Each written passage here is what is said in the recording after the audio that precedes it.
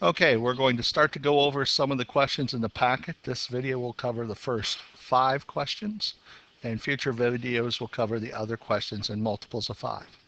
Our first question tells us that we have a figure, and in this particular figure, we are told that the two triangles are similar. What that means is that the two triangles have sides that have equal ratios. So if I compare the ratios of one pair of sides, it's going to be the same as the other pair of sides. In this picture, we're trying to find the value of x. X is on the segment BC. So we're going to write a ratio that uses BC as the top number. And if we look in our triangles, we can see BC is the last 2 letters. So the part that corresponds with that is going to be EF. So we're going to put BC over EF. And so BC is X. EF is 5. So we're going to have X over 5. Now we need to take another pair of sides and use those to write the other proportion or the other ratio. So I can use any sides that I'd like out of the triangle that has BC. I'm going to use AB. AB has a length of 21. So we put 21. And what corresponds with AB? AB is the first 2 letters. That's going to correspond with DE. DE is 7. So we have to solve the problem x over 5 equals 21 over 7. Well, 21 divided by 7 is 3. So x over 5 is 3. What number divided by 5 gives us 3? X would be 15. You would put the 15, your answer, in the box. The work is not required, but you'll have paper available during the testing to do the work to lead you to your answer.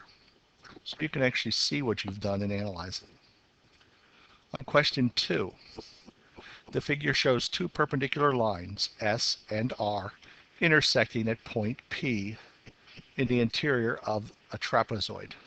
Line R is parallel to the 2 bases. So R and the 2 bases are parallel to each other, and it bisects both of the legs of the trapezoid, so it cuts the 2 legs into equal pieces. Line S bisects the 2 bases, so the 2 bases, this piece and this piece, are the same. The 2 parts of the base down here are the same. Which of these transformations will always carry the figure onto itself? Select all that apply, so there may be more than one answer. A reflection across line R. If I take this shape, and there's line R, if I take points above the shape, line R, and move them below, and from below above, do I get the exact same points in the exact same positions? And the answer is no. I'm going to have a trapezoid where the top base is longer than the bottom base, so it's not letter A, it's not one of the possibilities. Letter B, a reflection across line S. So in this case, we are going to take line S, and basically we can think of it as folding the paper over for reflections. If we fold along the red line here, will the 2 sides match? And in this case, the answer is yes. So B is one of our answers. Maybe our only one, but we have to check each of them since they want us to do all that apply. Next, a rotation of 90 degrees around point P. So here is point P, and I'm going to reflect it 90 degrees around point P. So I'm going to take it and turn it 90 degrees. If I do that, we get a shape that looks something like this, and that definitely is not the same as the original. So letter C would be a no. Letter D, a rotation of 180 degrees.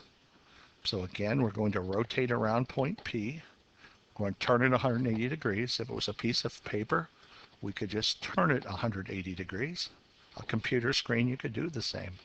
But here, when we rotate it, we would end up with a trapezoid that looks something like this. Again, it's not matching the original, so therefore, this is not working a rotation of 90. Excuse me.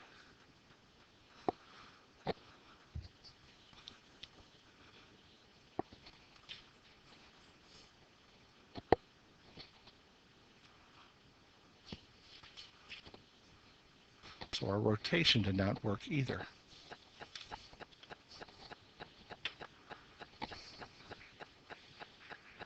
So A didn't work, B worked, C didn't work, and D did not work.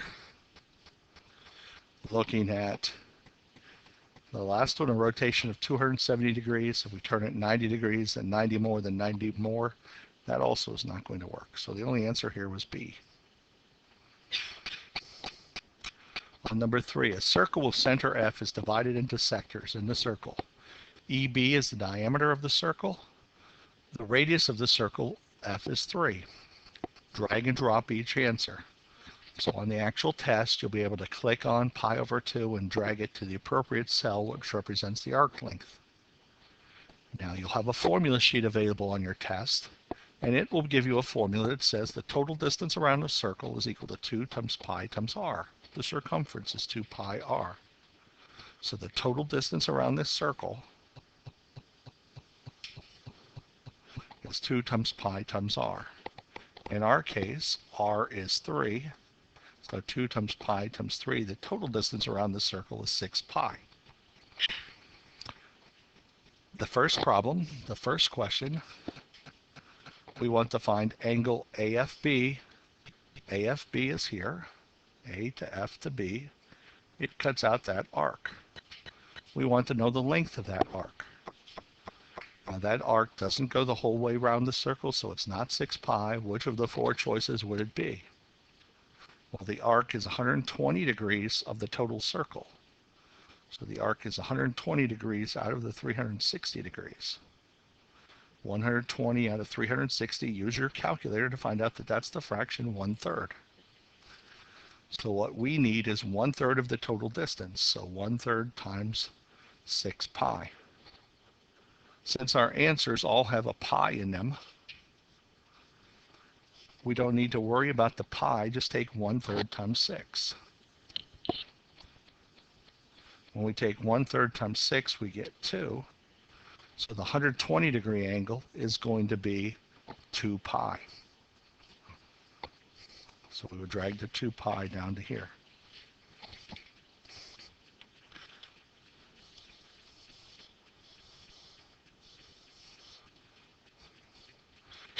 Next angle, BFC. BFC in this case, from B to F to C, would be a 45 degree angle, so we don't use the whole circle. We're going to use 45 over 360. That reduces down to be 1 out of 8. Use your calculator to reduce the fraction. Multiply that by the 6, and 1 over 8 times the 6 gives us 0.75, which is the same thing as 3/4. So this one is 3/4 pi, or 3 pi over 4.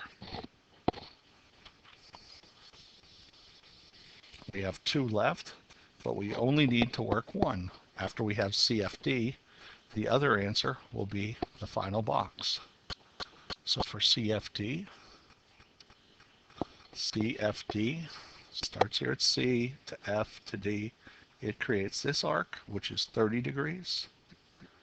30 out of 360 reduces to 1 out of 12.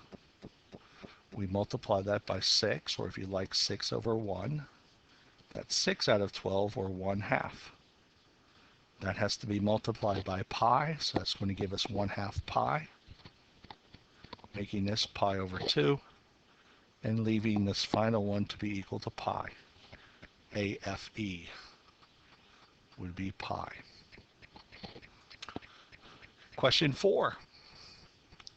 A rectangle will be rotated 360 degrees about a line which contains the point of intersection of its diagonals and is parallel to a side.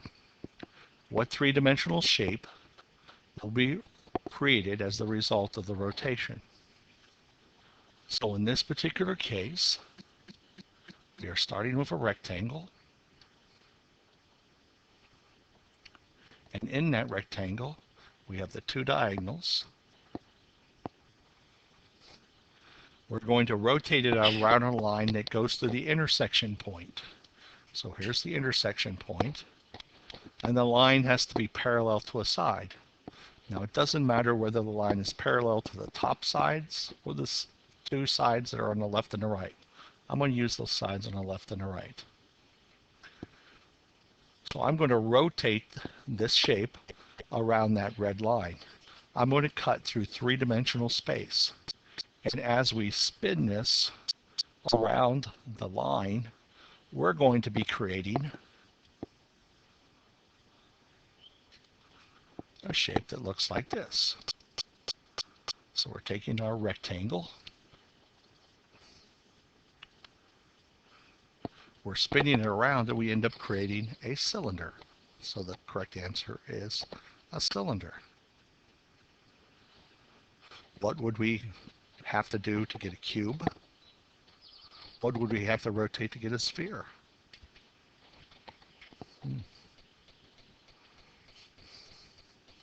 And finally, number 5.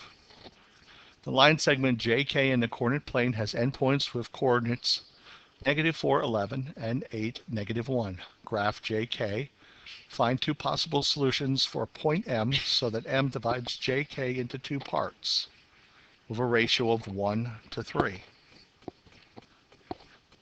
Now 1 to 3, if I take 1 plus 3, that means we would take JK, break it up into 4 equal parts. One of our sections would be one of those 4 parts, and the other section would be 3 of the 4. To graph a segment, select segment JK. So according to this particular computer program, you would select segment JK, plot the 2 points. So what would happen is you'd plot -4, 11, -4, 11 would be here, and plot K, which is 8, -1, which would be here. With this feature on this program, it would then plot that segment. On the air test, this is a PARC question, which air has button, but their problem buttons might be different. So you might have to plot the 2 points and then plot the segment. You would plot the segment by clicking on one point, then click on the other point, and then that would create the segment. Now, if memory serves me right, there would be a rough approximation of our segment. Now, we want to divide this into 4 equal parts, so we need to know the length of this. So what I'm going to do is I'm going to look at a horizontal length and a vertical length. So horizontally, I go from here over to here. I go from -4 to 8. And -4 to 8 is a total of 12 units. 12 divided by 4 equals 3. So horizontally, I need to move 3 units to subdivide it. So if I come over 1, 2, 3 units and then come down to the line, that should be a subdivision. So that's a possible point M. Now what that means is the other part should be equal to 3 of those subdivisions. So if I come over 1, 2, 3, here is another one. These would not be marked on your test, but we're just showing you how it works. 1, 2, 3, 1, 2, 3, 1, 2, 3. So you can see we have 3 equal sections on this side. 1, 2, 3 equal sections to the 1 section on that side. So there is one possible place for point M. The other possible place for point M would be using 1/3 or 1/4 of the distance going the other way. So this would be another M where you'd have 1 section and then 1, 2, 3 sections. That completes the review of the first 5 questions. We'll see you in the next video.